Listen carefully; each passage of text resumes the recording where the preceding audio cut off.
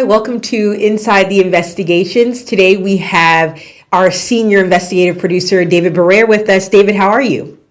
I'm doing great. Thanks for having me. Well, thank you for being here. So let's jump right in. For years, you've reported on the long wait list to get into Texas's mental health hospitals and how that wait list impacts our criminal justice system. This week, the state auditor's office released a pretty big report giving us some insight and an update on the state's efforts to change that. Tell us, what did it say?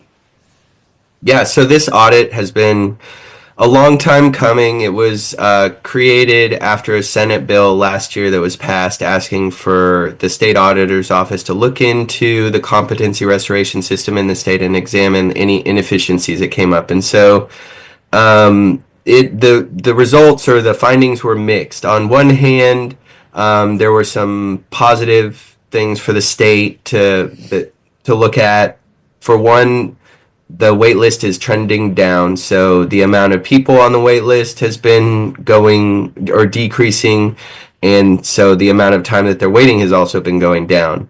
But to add a little context to that, the wait list was like extremely high before, so it is going down, and that's positive, but there's still a lot of people on it. At last count, I believe it was in August, there were over 1,700 people total waiting on it, and so that's a lot of people. But compared to about 2 years ago when there were 25 or more than 2,500 people, the situation has improved. So that's one positive thing, that some of the stuff that the state is doing is working to decrease the amount of people waiting, but they also found other problems with the system as well. So, good news, the line essentially is less long, but still very long and still has an impact on those people on it. But you mentioned these other shortfalls. What are they? Yeah. Yeah, that was a good way to put it. Good news is the line's shorter. Bad news is the line's still out the door. But the other things that are going on, for one thing, auditors found that people are cycling back and forth through the system, and so that's gumming up the works a bit. The auditors looked at a time frame of late 2018 or September 2018 to the beginning of 2024, and there were about 15,600 people that had been on the wait list in that time, and they found 10% of them, or more than 1,500 people, had been or were reoffenders. So that means that they were put on the wait list, and they left, and then they got new charges after that. And so that sort of multiple times cycling through is, they're not getting the job done. I guess you could look at it that way, not getting the help they need maybe the first time around. And so, in one case, auditors found an individual who appeared on the wait list 8 times, on five, including 5 misdemeanor, or I'm sorry, he had 8 different arrests. 5 of them were trespasses, and he went to the state hospital 3 separate times. So that's one thing. Another sort of way, excuse me, that people can cycle through is called decompensation. And so if someone waits in jail, then they get to the state hospital, they get their mental health restored, then they're sent back to jails to wait until their case can be resolved. But if they sort of spiral down into their mental health, gets worse while they're waiting in jail for their case to resolve, then they can be found incompetent to stand trial again. And so then they cycle through the system another time. And that's another problem that they found happening hundreds of times. So it sounds like this report quantified this issue. It's telling us how often these folks are cycling in and out. But your reporting has highlighted this issue before, and I'm thinking of the Aiden Castaneda case specifically. Can you talk to us about what that looked like, what your reporting was then? Yeah, Adan Castaneda was a Marine Corps veteran. He served in Iraq. He was a scout sniper, if I recall correctly. And he developed some some PTSD and some trauma, and when he came back, he struggled with mental health issues. And so he was arrested after an incident in 2011 where he shot a pistol at his parents' house, and nobody was injured, but he was charged with a lot of multiple felonies for that incident. And he experienced the same type of issue I just described called decompensation. And so he was cycling, this was in Comal County, and he was cycling back and forth between Comal County and the state mental hospital a couple times before his case was ultimately resolved. And just to clear up his case, he was found not guilty on most of the charges, or not guilty by reason of insanity, and he was ultimately released from custody, or later released from custody, and after being in the state hospital system and getting mental health care that he needed. His mom was always by his side advocating for him and very involved in his case and very helpful to Adon. And we've communicated with his mom a lot. Unfortunately, a lot of people don't have an advocate like that. So he was able to navigate the system more or less with the help of his mom.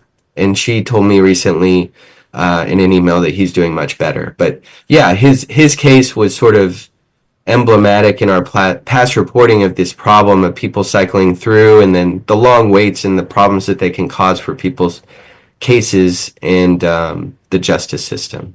And you guys were able to, you mentioned that you keep up with him and his family and you're still talking to him. And I thought what was so interesting about the reporting on him specifically is that you were able to come back around and get his viewpoint on cycling in and out of the system. I want to show a portion of your reporting from back then.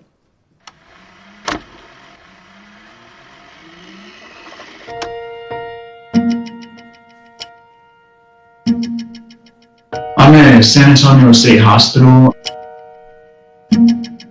It's giving me insight. It's giving me time to reflect. It's giving me time to judge myself, time to think about my past, everything I've done, try to work on the future.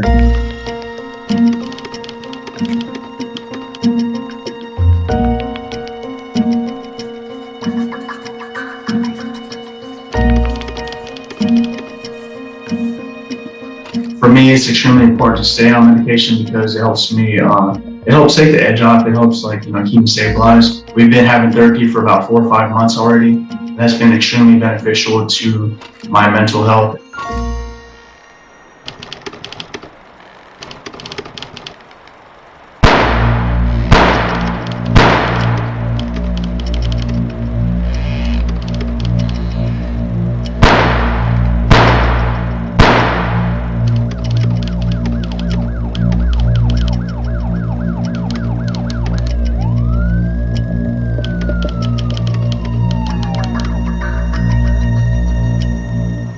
When we talked to your mother originally, we kind of talked about the time before when you were going between jail and a state hospital and kind of back and forth.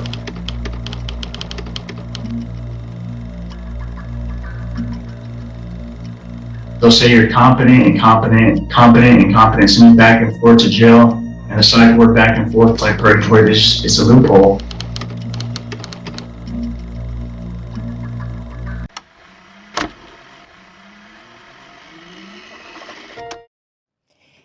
And David, such powerful reporting. I was watching it again this morning as we were kind of looking through what we were going to talk about today. And it was so good to hear from him on this experience. But update us on him specifically. He was ultimately found not guilty, right, on some charges? Yeah, he was found not guilty on some charges and not guilty by reason of insanity on others. And he went back to a state hospital. I'm not exactly sure where he's living now. His mom told me he's doing much better. The last time we spoke with him, he was in San Antonio State Hospital getting mental health treatment. And so he was doing pretty well when we talked to him. He's written a bunch of books, actually, and he was working on dealing with his experiences. So we know from your reporting and this audit how complicated and prolonged this process can be once someone's considered incompetent to stand trial and ends up on the wait list. But we also know that the man responsible for a violent shooting spree last December, in which 6 people were killed, has also just been considered incompetent to stand trial. How can you put this into context for us? What could this mean for his case? So his case is paused indefinitely until he's restored, his mental competency is restored. And so when he's found incompetent to stand trial, that's a pretty high bar for someone's mental health problem. You have to not be able to basically understand your attorney or participate at all in your own defense. And so he'll need to wait. We don't know who's on the state or on the wait list or not, or what wait list they're on or not. But given his charges, I would say most likely he's on the maximum security wait list, which is the longer one. And so he'll have to wait on that until he can be taken to a state hospital, and then they'll have to restore his mental competency. And there are times when that never happens. There are some people that they find are never likely to be restored, and they try and it just doesn't happen. But we'll have to wait and see how long it takes. And then once that is done, if they can restore him to competency, then he'll be returned to jail and his case will proceed. But in the meantime, there's no clock, time limit or set date for when this will be resolved. Obviously, Shane James, he's facing very serious charges. Does the list consider the seriousness of the charges that the potential patient has? Could he potentially skip the line because the seriousness of his charges? No, he can't skip the line. Everyone waits in line, and there's, as far as I know, there's no movement really on who gets, once you're on it, moved up or down. There are some exceptions. Like in this audit, they found that if a court would failed to send the order to HHSC to get someone on the list in a timely manner, then when the order is sent, they could find where they would likely be in the line and get them there. But that's not really skipping ahead because the order should have been sent anyway. I guess I could see people arguing the other side of that too, which would be, people who have very non-serious crimes, non-violent crimes, maybe they shouldn't wait as long as others. But no, to answer your question, to my knowledge, there is no skipping ahead based on a charge. Interesting. Okay.